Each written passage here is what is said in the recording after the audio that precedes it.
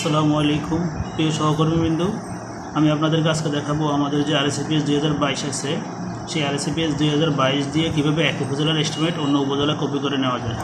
আমি শুরুতে আরএসএপিএস 2022 ওপেন করলাম। এখানে আমি কক্সবাজারের আমি যে উপজেলায় আছি কর্মরত আছি আমার ওই উপজেলায় শো করতেছে। আমি ওই উপজেলা থেকে আমি ডাটা ইনপুট করতেছি। এখানে আমার কাছে অনেক আগের একটা ব্রিজের একটা ফাইল আছে যেটা কুমিল্লা তিতাস উপজেলার, তা আমি এটাকে ইম্পোর্ট করলাম। শুরুতে আমি এটাকে ইম্পোর্ট করতেছি।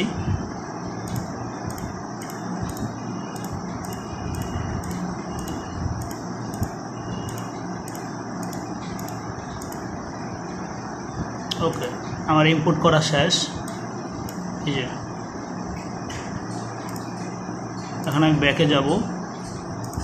ব্যাকে গিয়ে আমি আমার আরএসএপিএসের ভিতরে ঢুকবো। আমার উপজেলাতে আমি আছি, আমি অন্য কোনো উপজেলাতে এখনও ঢুকি নাই। এখানে আমার এই যে কপি এস্টিমেট সেম অ্যাপস যে প্রসেস, এই প্রসেসটাও সেম। আমি কপি এস্টিমেটে গেলাম, গিয়ে এখানে আমি কুমিল্লা সিলেক্ট করব।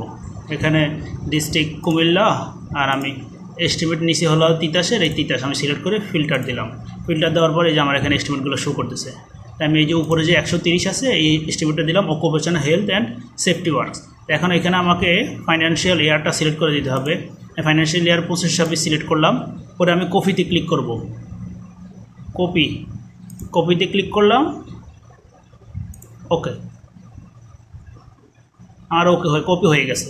দেন আমি ব্যাগে গিয়ে এই যে আমার এস্টিমেটটা দেখেন, কুমিল্লা তিতাস, কোড আমার উপজেলার, এই যে 42295 কোড কিন্তু আমার উপজেলার। ফাইন্যান্সিয়াল ইয়ারও চেঞ্জ হয়েছে, কোড আমার উপজেলা হয়ে গেছে। আমার এস্টিমেট কপি হয়ে গেছে। জাস্ট এবার আপনি আপনার উপজেলায় নাম দিয়ে কাজ করতে পারেন।